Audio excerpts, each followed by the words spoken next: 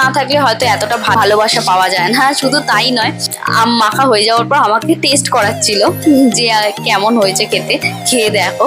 তো একতলা নিয়ে বসেছিস, কেমন লাগছে খেতে? কি হয়েছে থাকার বললো ওরা আমটা পাকা পাকা মতো ছিল। রিহার্সাল কমপ্লিট হয়ে যাওয়ার পর আমি ভেবেছিলাম একটু ওদের নিয়ে কোথাও ঘুরে আসবো, কিন্তু সেটা আর হয়ে ওঠেনি সময়ের জন্য। তো সেই কারণে আমি ওদের সঙ্গেই বেরিয়ে পড়েছিলাম, মেট্রো করে চলে এলাম আমার পুরনো বাড়িতে। তো মেট্রোতেও বেশ মজা করলাম, বেশ ফটো তুললাম, ভিডিও করলাম, খুব ভালো লাগলো আজকের দিনটা ওদের সাথে কাটিয়ে।